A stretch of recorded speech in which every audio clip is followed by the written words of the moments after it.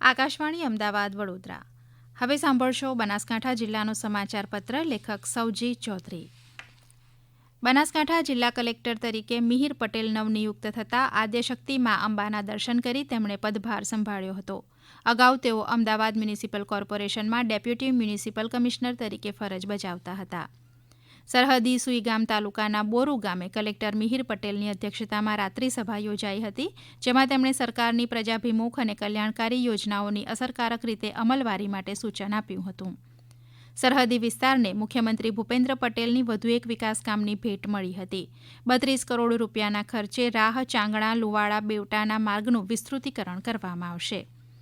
બનાસકાંઠા જિલ્લામાં વધુ વરસાદના એલર્ટના પગલે એનડીઆરએફની એક ટુકડી તૈનાત કરવામાં આવી હતી. જિલ્લામાં પોલીસ, ફાયર અને આપત્તિ વ્યવસ્થાપન, યુજીવીસીએલ સહિતની ટીમો સ્ટેન્ડ બાય રાખવામાં આવી હતી. બનાસકાંઠા જિલ્લા કલેક્ટરે વધુ વરસાદના એલર્ટના કારણે નાગરિકોને સતર્ક અને સાવચેત રહેવા અપીલ કરી હતી. મુશ્કેલ પરિસ્થિતિમાં કંટ્રોલ રૂમનો સંપર્ક કરવો અને નદી નાળા, કોઝવે અને નીચાણવાળા વિસ્તારમાં જવાનું ટાળવા અને બિનજરૂરી બહાર ન જવા નાગરિકોને વિનંતી કરી હતી. સમગ્ર રાજ્યમાં સાર્વત્રિક મેઘમહેર સહિત બનાસકાંઠા જિલ્લામાં પણ સારો વરસાદ થતાં જિલ્લામાં આવેલ 3 ડેમ દાંતીવાડા, સીપુ અને મુક્તેશ્વરમાં પાણીની આવક જોવા મળી રહી છે. આ વર્ષે સારો વરસાદ થતાં જિલ્લાના ખેડૂતોએ બાજરી, તલ, અડદ, મગ, મગફળી, એરંડા, કપાસ જેવા પાકોનું વાવેતર કર્યું છે. સારો વરસાદ હોવાથી અત્યારે જિલ્લામાં લીલી ચાદર પથરાઈ ગઈ છે. ખેડૂતો દ્વારા વરસાદના પાણીને બચાવવા માટે ખેત તલાવડી બનાવવામાં આવી છે. જૂના કૂવા, બોર દ્વારા પાણી રિચાર્જના કાર્યો પણ જિલ્લાવાસીઓ કરી રહ્યા છે.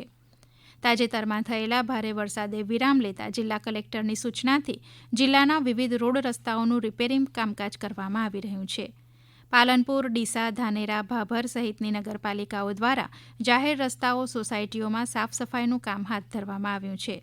જિલ્લા આરોગ્ય વિભાગ દ્વારા પણ સમગ્ર જિલ્લામાં મચ્છરજન્ય રોગચાળો ન ફેલાય તે માટે વિવિધ ટીમો બનાવી ડસ્ટિંગ અને ક્લોરીનની દવાઓનો છંટકાવ કરવામાં આવી રહ્યો છે. બનાસકાંઠાના થરાદ ખાતે બનાસ ડેરી અને ઈશા ફાઉન્ડેશનના સંયુક્ત ઉપક્રમે દેશની પ્રથમ સોઇલ ટેસ્ટ લેબોરેટરીનું ગુજરાત વિધાનસભાના અધ્યક્ષ અને બનાસ ડેરીના ચેરમેન શંકરભાઈ ચૌધરીના હસ્તે બનાસ સોઇલ ટેસ્ટિંગ લેબોરેટરી અને Banas save soil farmer producer company Khimana ખાતે Banas bio fertiliser research and development લેબોરેટરીનું ઉદ્ઘાટન કરવામાં આવ્યું હતું.